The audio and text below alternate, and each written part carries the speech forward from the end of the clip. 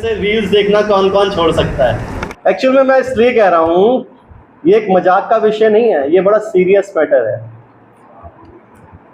उसका रीज़न ये है कि आप जब इस चीज़ों में इन्वॉल्व होगे तो आपका जो ध्यान है, मैं भी देखने लगा था बीच में, मैं भी देखने लगा था, लेकिन मैंने यहाँ पर ये चीज़ देखी कि आप परमेश्वर से दूर हो रहे हो, आप प्रार्थना से दूर हो रहे हो, आप परमेश्वर के वचन से दूर हो रहे हो। आपके माइंड में पहले क्या चलता था? परमेश्वर का वचन चलता। मैंने कहा मैं भी देखता हूँ कि इसका असर क्या होता है। तो इसका असर बहुत बुरा होता है, आप समझिए, सच में बहुत बुरा है इसका असर। आपके स्पिरिचुअल लाइफ को खराब कर देगा, ये बिल्कुल एकदम से बर्बाद कर देगा। आपके अंदर जो परमेश्वर का वचन चल रहा है ना, ये उसे दबाने का काम कर रहा है लगातार।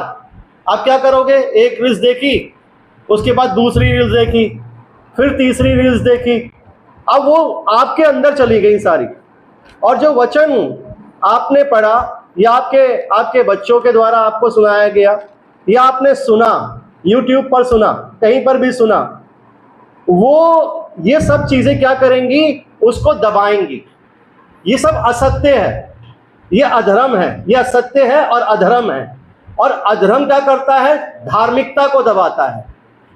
आपके अंदर वचन, आप कहोगे ना मुझे तो वचन याद ही नहीं होता। क्यों नहीं याद होता? क्योंकि आप कहीं और अपने ध्यान को लगा रहे हो, अपने माइंड को कहीं और लगा रहे हो। यही कारण है कि वो आपके अंदर फल फूल नहीं रहा है, वो वृक्ष नहीं बन रहा है, और यही कारण है वचन को दबाया जा रहा है। तो ये एक गंभीरता का विषय है, हंसने का विषय नहीं है। इस चीज़ को समझिए, क्योंकि मैंने करके देखा। मैं हर चीज़ों को करने की कोशिश करता हूँ कि मैं इसे कर देखूँ, इससे क्या प्रॉफिट है या क्या लॉस है।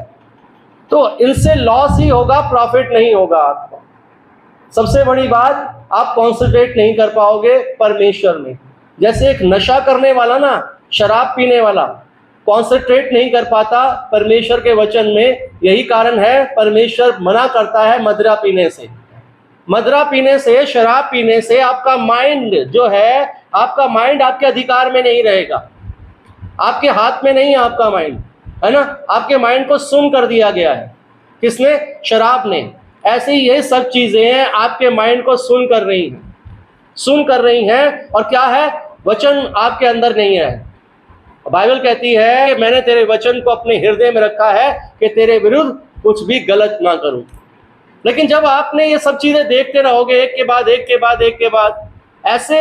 मैं ऐसे लोगों को देखता हूं, चलते चलते देख रहे होते हैं, रास्ते में, बस में बैठे हैं, स्टैंड में बैठे हैं, कहीं पर भी बैठे हैं, बस देखे चले जा रहे हैं। ऐसा लग रहा है जैसे इससे ज़्यादा परेशान कोई और आदमी नहीं है, इससे ज़्यादा दुखी कोई और नहीं है। तभी ये शांति ढूंढ रहा है, आनंद ढूंढ रहा है। लेकिन आनंद आपको कहाँ मिलेगा? परमेश्वर के वचन में मिलेगा।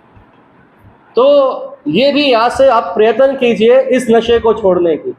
ये एक बड़ा घातक नशा है, इससे बड़ा नशा और कोई नहीं है।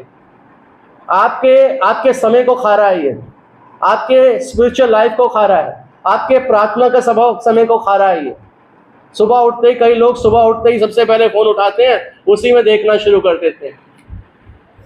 आपके जीवन को खराब कर रहा है, खा रहा है, बर्बाद कर रहा है आपके स्पिरिचुअल लाइफ को। चाहे कितने भी आप अपने आप को धर्मी कहें, लेकिन शैतान जानता है कि मैंने कब्जे में कर रखा है, इसके माइंड को कब्जे में कर रखा है। तो इसके लिए बहुत ज़रूरी है कि हमें इस पर ध्यान देना है। और जब भी आप रील्स देखने की कोशिश करें, उसी समय आप पन्ना पलट दीजिए। जैसे ही आपको रील्स देखने की ये ख्वाहिश कौन लेकर आया है? शैतान आपके अंदर लेकर आया है। आपके प्रार्थना का समय को खराब करने के लिए, आपको आपके साथ परमेश्वर के संबंध को तोड़ने के लिए वो लेकर आया है, ताकि आप अपना ध्यान वहां से हटाकर इसमें कर लें। तो जब भी आप देखना शुरू करें, उसी समय आप पन्ना पलट दीजिए और कुछ और प्रभु का देखना शुरू कीजिए। जैसे ही आप उसे देखना शुरू करोगे, आपका इंटरेस्ट बढ़ेगा। तो ये कोशिश कीजिए कि आप रील्स को अवॉइड कीजिए, मत देखिए। इससे आपको कुछ लाभ नहीं है, बल्कि नुकसान ही हो रहा है। थोड़ा से आनंद के लिए अपने हमेशा के आनंद को मत छीनने दीजिए शैतान को। थोड़ी सी खुशी के लिए उस आनंद को जो परमेश्वर आपको देना चाहता है उसे मत छीनने दीजिए।